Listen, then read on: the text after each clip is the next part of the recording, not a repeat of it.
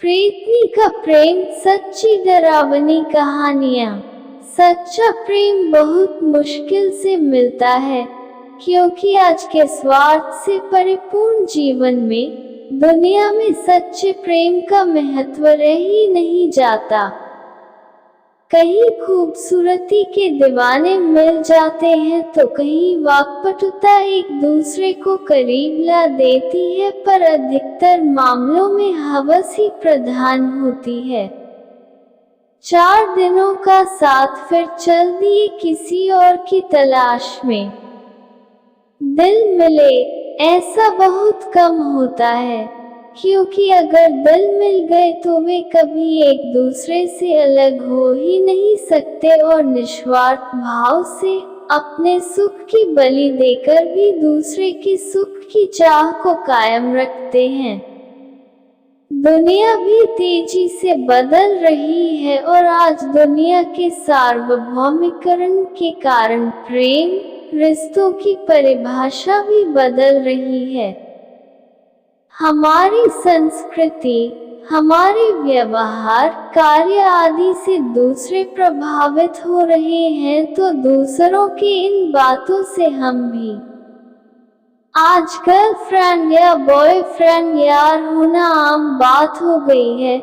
कुछ देशों में तो बस इसे यार दोस्त के रूप में देखा जाता है, पर कुछ देशों में इसका मतलब यार दोस्त से कुछ अलग या बढ़कर ही होता है। खैर, आज के समय में प्रेम करने के लिए, प्रेम दर्शाने के लिए लोगों के पास समय की भी कमी हो गई है।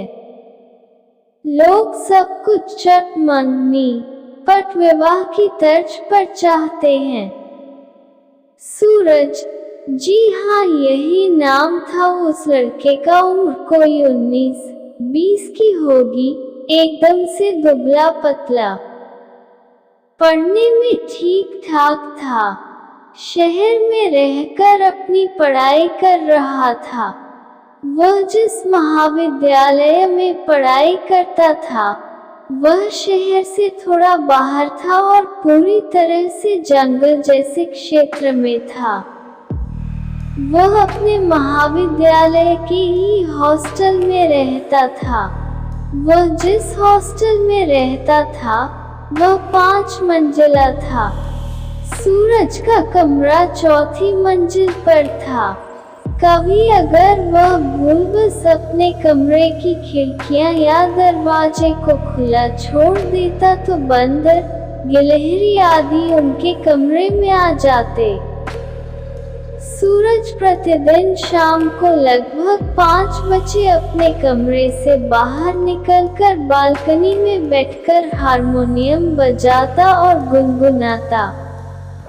उसे प्रकृति की गोद में होने का एहसास होता, जिससे उसके चेहरे पर बराबर प्रसन्नता छाई रहती और पढ़ने में भी खूब मन लगता। एक दिन जब वह बालकनी में बैठकर हारमोनियम बजा रहा था और सुमधुर आवाज में गुनगुना रहा था, तभी अचानक उसे पता नहीं क्यों ऐसा लगा कि कुछ दूरी पर एक जंगली पेड़ की ओर से कोई उसे देख रहा है।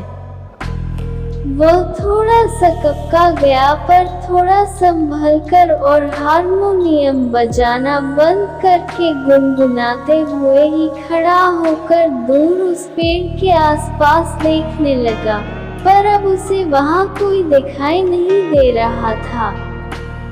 उसने इसे अपने मन का वहम मान लिया तथा साथ में ये भी कि हो सकता है कोई छात्र आदि हो जो उधर घूमने गया हो, पर ऐसा संभव नहीं था क्योंकि वह पेड़ थोड़ा दूर था और उधर कभी भी कोई छात्र अकेले नहीं जाता था। हाँ, कभी कभी कुछ उत्साही छात्र जाते थे, पर वे भी टोली में।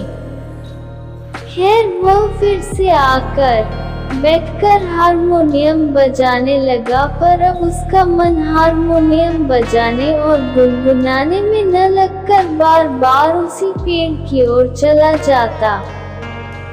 दूसरे दिन जब वह बालकनी में हारमोनियम लेकर बैठने ही जा रहा था, तभी अचानक उसका ध्यान उस जंगली पेड़ की तरफ चला गया, पर वहां उसे कोई नहीं दिखा। फिर वह बालकनी में बैठकर हारमोनियम बजाने लगा, पर पता नहीं क्यों हारमोनियम बजाते बजाते आज भी अचानक उसका ध्यान उधर जाने लगा। उसने अपने मन व आंखों पर काबू करने की कोशिश करके जो ही एक लंबी तान छेड़ना चाहा, त्यों ही फिर से उसका ध्यान उस पेड़ की ओर चला गया। हाँ, वहाँ कोई तो दिखाई दिया जो थोड़ा सा पेड़ की आड़ में होकर इसके तरफ ही शायद देख रहा था।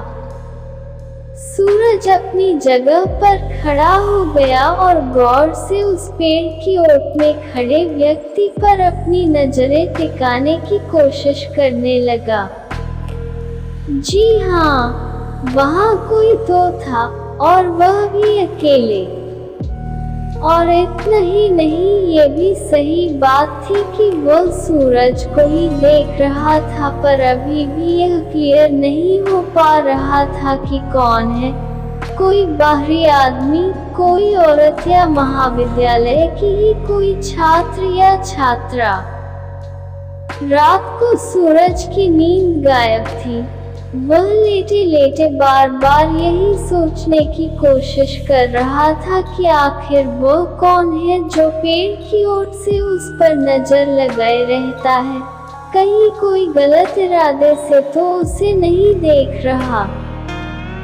बहुत सारे अनर्गल सवाल भी अब उसके जेहन में आने लगे थे। खैर, कैसे भी करके सुबह में उसे हल्की सी नींद आए, पर लगभग 7 बजे उसके बगल वाले कमरे में रहने वाले बच्चे ने से हाँक लगाकर उसे जगा दिया। उसे कुछ काम था। सूरज जगकर अपने दरवाजे की किवाड़ खोला और उस बच्चे द्वारा कुछ मांगने पर उसे दे दिया। फिर वह जम्भाए लेते हुए बालकनी में आ गया। अरे ये क्या, इतनी सुबह? फिर उस पेड़ के पीछे उसे कोई दिखाई दिया, पर आज वह व्यक्ति ऐसा लग रहा था कि हाथ के इशारे से उसे बुला रहा हो। दूरी थोड़ी अधिक थी और छोटे छोटे झुरमुट और पेड़ आदि भी तो थे, इसलिए कौन है ये स्पष्ट नहीं हो पा रहा था।